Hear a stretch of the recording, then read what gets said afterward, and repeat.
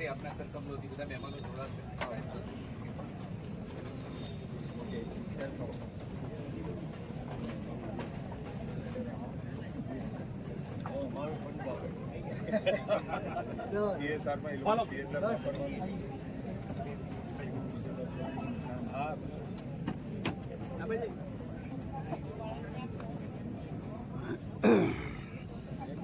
આમ ભરી જાવ બેન. તાળીઓ સાથે વધાવીએ. લેબોરેટરી ટેસ્ટ માટેનું સેલ કાઉન્ટર છે, ખૂબ મોંઘું આવે છે. ત્યાર પછી બેબી બોર્મર સામૂહિક આરોગ્ય કેન્દ્ર ઉમતા,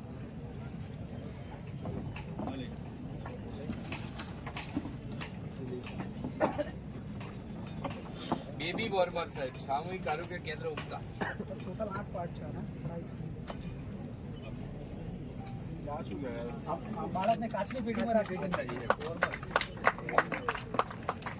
અને ડિલિવરી ટ્રે પ્રાથમિક આરોગ્ય કેન્દ્ર જેતલવાસણ. સારા ટોટલ 26 કીટ છે. નવા બધા પીએસસી છે. નવા આપે સર આપે બધામાં ઊંઝાથી માંડીને એક પણ બાકી ના હોય. એકમાં 2 કીટ છે, એકમાં 7 ટ્રે છે અને ઇન્સ્ટ્રુમેન્ટ મોંઘા થાય. 40,000ની એક કીટ છે સાહેબ. કુલે આપણી 10 એમ્બ્યુલન્સ ફાળવીએ છીએ, જેમાં બેચરાજી ખાતે 2 જિલ્લા વહીવટી તંત્ર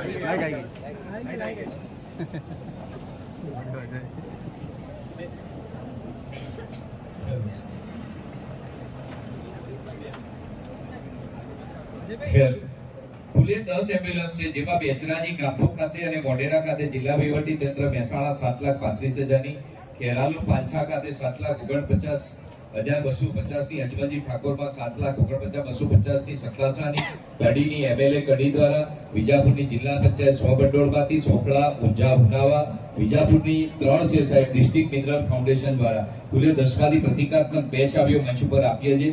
પ્રાથમિક આરોગ્ય કેન્દ્ર પાંછા અને બાલુસરા.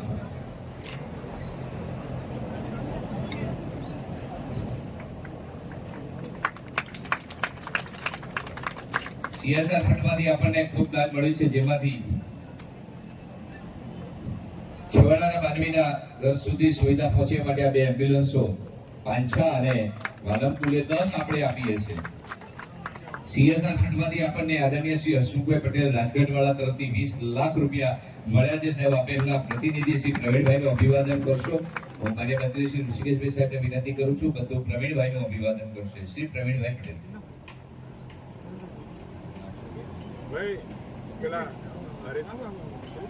પ્રવીણભાઈ સાહેબ અને સીએસઆર ફંડમાંથી આપણને આ ઇન્સ્ટ્રુમેન્ટ જે આપ્યા એના 20 લાખ રૂપિયા શ્રી હસમુખભાઈ પટેલ રાજગઢવાળા તરફથી. ચલો મોમેન્ટો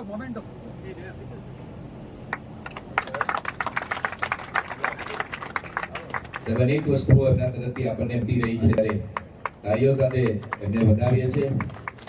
પોતાની જવાબદારી સમજી ઉદ્યોગપતિ શ્રી આ 20 લાખ રૂપિયાનો ફંડ આપણને ફાળવ્યું. એ જ પ્રકારે શ્રી ભૌમિકભાઈ પટેલ નવીન પ્રાથમિક આરોગ્ય કેન્દ્ર ખાતે માઇક્રોસ્કોપ કોમ્પ્યુટર માટે 11 લાખ રૂપિયાનો દાન આપ્યો છે. એમના વતીથી ડોક્ટર આરડી પટેલ આ સન્માનને સ્વીકારશે.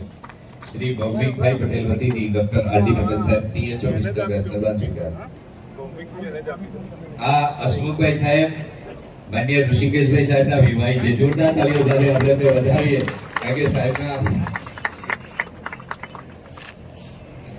એમના વતીથી અમે હૃદયથી આભાર માનીએ છીએ. ખૂબ ખૂબ આભાર સૌ મંચસ્થ મહાનુભાવોનો. અને વિસનગરના વિકાસની વણથંભી યાત્રામાં હર હંમેશા જેમને વિચાર રહ્યા છે, સમગ્ર ગુજરાત સર્વાંગી વિકાસ કરી રહ્યું છે. આરોગ્ય ક્ષેત્રે ગુજરાત વિશ્વનો હબ બની રહ્યું છે. આપણા માટે ગૌરવની વાત છે. એવા ગુજરાત સરકારના સિનિયર કેબિનેટ મંત્રી માન્ય શ્રી ઋષિકેશભાઈ પટેલ સાહેબને મા ભારતીના નાતી આવકારીએ છીએ આપણા પ્રેરક ઉદ્બોધન માટે. આજે વિસનગરની અંદર 100 કરોડથી પણ વધારે એવા લોકાર્પણ, ખાતમુહૂર્ત અને ભૂમિપૂજનના કામો અહીંયા આગળ વિસનગર તાલુકા પંચાયત પ્રાંગણની અંદર નગરપાલિકા ભવનના લોકાર્પણ, નગરપાલિકાના ખાતમુહૂર્ત અને સાથે લોકાર્પણ ડીવાયએસપી કચેરી એક લોકાર્પણ થાય અને સાથે ખાતમુહૂર્ત થાય. આ જે ખાતમુહૂર્ત થયું છે એનું લોકાર્પણ ભારતીય જનતા પાર્ટી જ કરશે અને નવા ખાતમુહૂર્તો વિસનગરની અંદર થાય એ પ્રકારની ભૂમિકા શાસન વ્યવસ્થા વહીવટ એ સમગ્ર બાબતો આદરણીય નરેન્દ્રભાઈ મોદી સાહેબ જ્યારે મુખ્યમંત્રી હતા એટલે વહીવટ કેવો હોવો જોઈએ, શાસન કેવું હોવું જોઈએ, છેલ્લામાં છેલ્લા વ્યક્તિ સુધી પહોંચવાની નેમ, અને નેમ એટલે ખાલી કાગળ ઉપર પૂરી ના થાય પરંતુ એના સુધી પહોંચે એન્શ્યોર કરવાનું કામ, એ ખાતરી કરવાનું કામ આપણે હમણાં જોયું. વિકસિત ભારત સંકલ્પ યાત્રા સમગ્ર ગુજરાતની અંદર, સમગ્ર ભારતની અંદર મોદી સાહેબે 17 જેટલી યોજનાઓ જે મૂકી હતી એ ઘર ઘર સુધી પહોંચાડવાનું. યોજના બન્યા પછી કોને મળી અને કોણ બાકી છે એ શોધી કાઢી અને એના હાથમાં, એના ભાગ્યમાં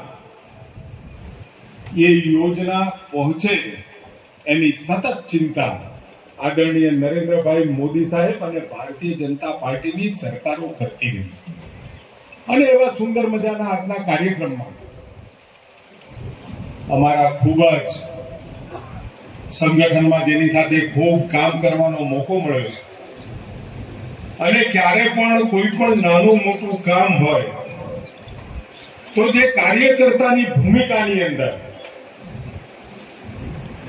કોઈ પ્રસંગ હોય, પાર્ટીનું કામ હોય, ક્યારેય ના ન પાડી હોય એવા કાર્યકર્તા આજે મહેસાણા જિલ્લામાંથી રાજ્યસભામાં ગુજરાતનું પ્રતિનિધિત્વ કરવાનું. એવા અમારા મિત્ર, સદૈવ કાર્યકર્તા ભાઈ શ્રી મયંકભાઈ, સતત ઊંઝાની ચિંતા કરતા ભાઈ શ્રી કેકેભાઈ,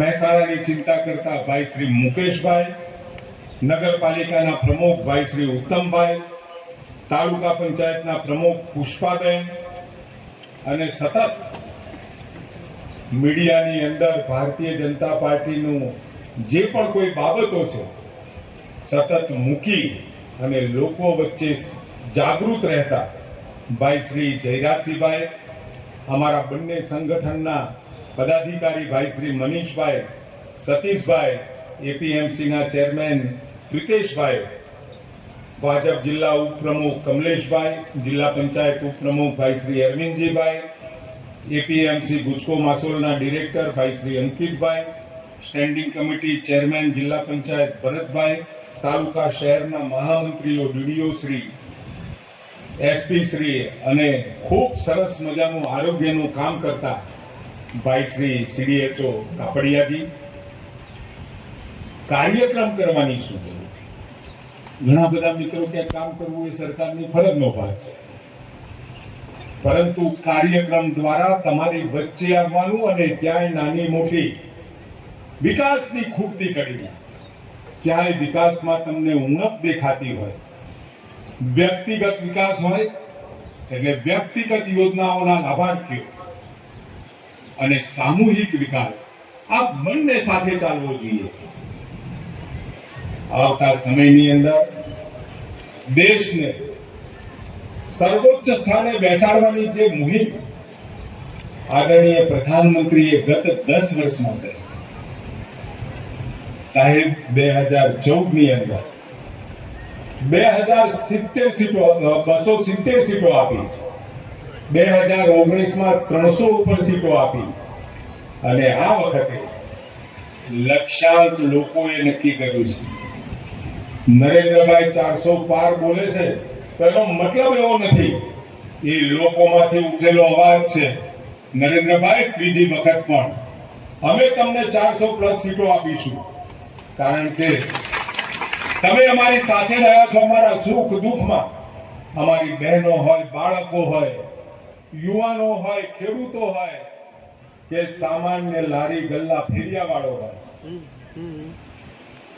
ક્યાંક લોન લેવા જવું હોય તો બેંકમાં ગેરેન્ટર લઈ જવું પડે અને ગેરંટર એટલા માટે, લોન લેવા વાળો લોન ના ભરે તો વસૂલ ગેરંટર પાસે થાય, અને હવે તો સરકાર જ ગેરંટર બની યુવાનોને, નાના મોટા રોજગાર કરતા લોકોને નરેન્દ્રભાઈ ગેરંટર બને અને બેંક લોન આપે, અને એ વ્યક્તિ નાની મોટી રોજી રોટી કમાવા માટે સતત પ્રયત્ન કરી અને લોન ભરી દે.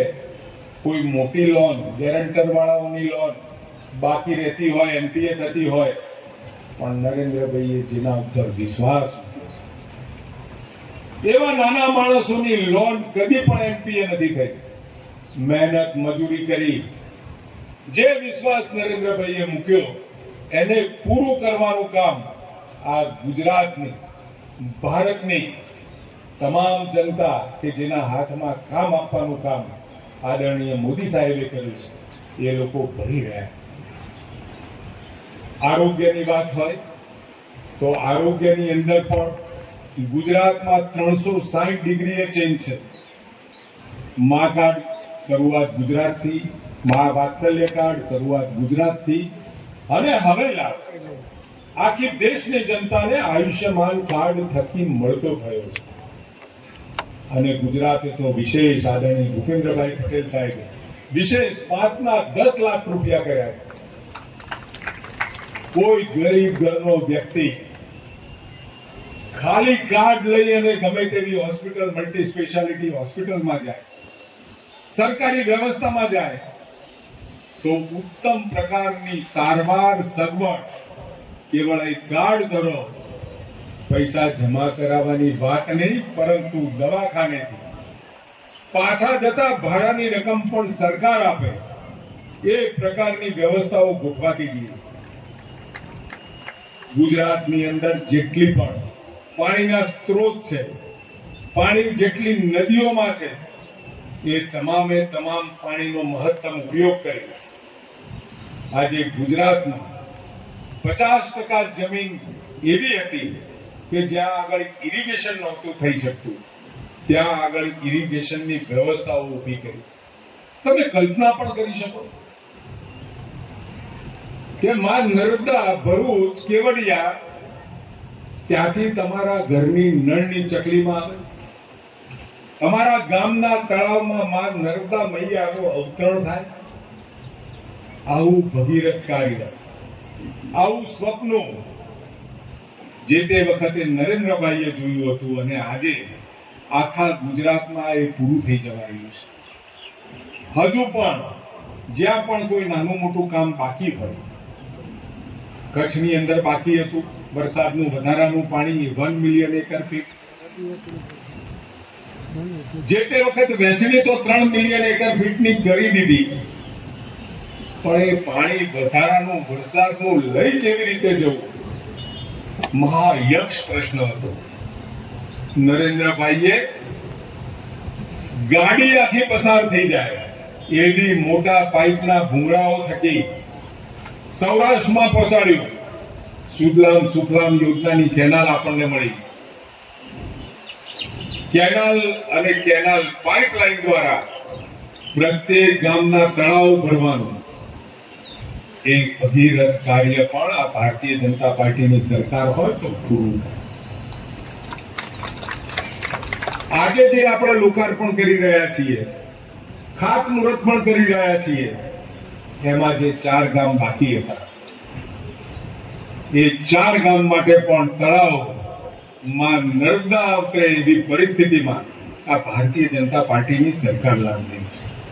કંસારા, કુઈ, કમાણા, દઢિયાળ, આ ગામોની અંદર વર્ષોથી ઝંખના હતી કે અમારા તળાવની અંદર પણ પાણી માં નર્મદાનું અવતરે, એની ચિંતા તમે કરો.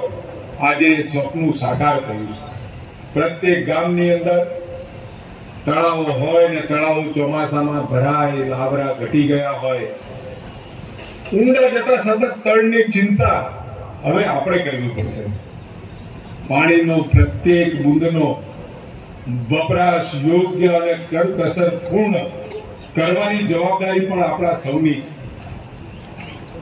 ખાતરનો આડેધડ ઉપયોગ, જમીન બિલકુલ વાજણી થઈ જાય, બંજર થઈ જાય અને આવતી પેઢી માટે કશું જ ના ઉગે એ પ્રકારની આપણે ખેતી કરી છે. જે તે વખત ગ્રીન રિવોલ્યુશન આપણે થયું, અનાજ ઓછું હતું. સ્વામીનાથનજીએ 1 એકરની અંદર કેવળ 13 કિલો યુરિયા વાપરવાની આપણને સલાહ આપી હતી. આજે કેટલું વાપરવું પડે છે? થેલીઓ વાપરીએ તોય જે પહેલા મળતું હતું એટલું મળતું નથી. જમીનની ચિંતા અને પાણીની ચિંતા, પર્યાવરણની ચિંતા, આપણા કુપોષિત દીકરા દીકરીઓ, સગર્ભા માતાની ચિંતા આપણે સૌએ સાથે મળીને કરવી પડશે. સરકાર જ્યારે કામ કરતી હોય, સરકારે ગોળ બનાવ્યો હોય અને આચાર્ય દેવવ્રતજી સદાય જમીન બચાવવાની, પર્યાવરણ બચાવવાની મુહિમમાં એ જોડાયા હોય, ત્યારે આપણે સૌએ આગામી સમયની અંદર 2047માં વિશ્વમાં સર્વપ્રથમ ભારત બનાવવાની નેમ સાથે આપણે ચાલી રહ્યા છીએ. ભૂતકાળની સરકારોએ કદી પણ આગલા વર્ષે સરકાર શું કરશે કદી વિચાર્યું નથી. પરંતુ નરેન્દ્રભાઈએ જ્યારથી શાસન ગુજરાતનું સંભાળ્યું અને ભારતનું સંભાળ્યું, રિપોર્ટ કાર્ડ આપવાની પ્રથા, ધારાસભ્યએ શું કર્યું એ રિપોર્ટ કાર્ડ આપવાની પ્રથા સરકાર સ્વરૂપે અને લોક પ્રતિનિધિ તરીકે દરેકે પોતાનો કામનો હિસાબ આપવો પડે એ પ્રકારની વ્યવસ્થા.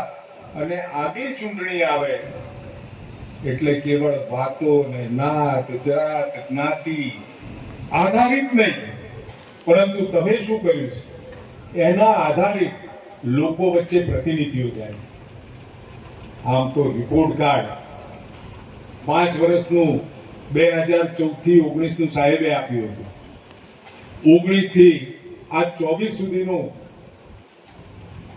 14 થી 19 થી આ 24 સુધીનું રિપોર્ટ કાર્ડ પણ સાહેબ સમગ્ર દેશની જનતાને આપી રહ્યા છે. અને ગુજરાતમાં જો આપણે વાત કરીએ તો આદરણીય નરેન્દ્રભાઈ મોદી સાહેબ છેલ્લા 15 દિવસની અંદર ગુજરાતમાં 1,10,000 કરોડ કામોના લોકાર્પણ કર્યા છે, ખાતમુહૂર્ત કર્યા છે, ભૂમિ પૂજન કર્યા છે. અને સાહેબનો તો રેકોર્ડ રહ્યો છે. એમના હાથે ભૂમિ પૂજન થાય એટલે લોકાર્પણ પણ એમના હાથે થાય. એ પ્રકારની શ્રદ્ધા સાથે જ્યારે દેશવાસીઓ ફરીથી એમનામાં જોઈ રહ્યા હોય ત્યારે વિશ્વાસ, અને અત્યારે તો જે પ્રકારનું વાતાવરણ દેશમાં બંધાયું છે, જે પ્રકારની લોકોની ચાહના નરેન્દ્રભાઈ મોદી અને ભારતીય જનતા પાર્ટીની સરકાર ઉપરનો વિશ્વાસ ફરી મૂકવા માટેનો થનગનાટ આપણને દરેક જગ્યાએ જોવા મળે. આમ તો સામાન્ય રીતે 5 વર્ષ એક સરકાર થાય એટલે સરકાર લોકોને ન ગમતી થાય, પરંતુ સતત 10 વર્ષ પછી પણ જે પ્રકારે આખા ભારતની અંદર કન્યાકુમારીથી કાશ્મીર અને ગુજરાતથી આસામ સુધી જે પ્રકારનો લોક જુવાળ બીજા 5 વર્ષ નરેન્દ્રભાઈ મોદીને આપવાનો જે ઉત્સાહ અને થનગનાટ છે, એ ચોક્કસ આવતા 5 વર્ષ અને આવતા 25 વર્ષના રોડ મેપ સાથે આદરણીય નરેન્દ્રભાઈ દેશને દુનિયાના ફલક ઉપર મૂકવાના ધ્યેય સાથે આગળ વધી રહ્યા હોય ત્યારે મને વિશ્વાસ છે કે આ 100 કરોડના કામને આવતા સમયની અંદર આપણા ત્યાં ખૂબ મોટા કામો જે પણ કોઈ ખૂટતી કડી છે એ પૂરા થવાના. સરકારમાંથી મળે તો મળે, એ તો લાવવાનું જ છે અને એ આવશે પણ ખરું, પણ સાથે સેવાભાવી કંપનીઓ હોય તો ત્યાં પણ આપણે પહેલ નાખીએ છીએ. કહીએ છીએ કે અમારા મહેસાણાની અંદર અમારા આરોગ્યના જે મથકો છે એ મથકો ઉપર આટલું ખૂટું છે, તમે આપો. ઉદ્યોગપતિઓ ઉત્સાહથી એ આપે છે.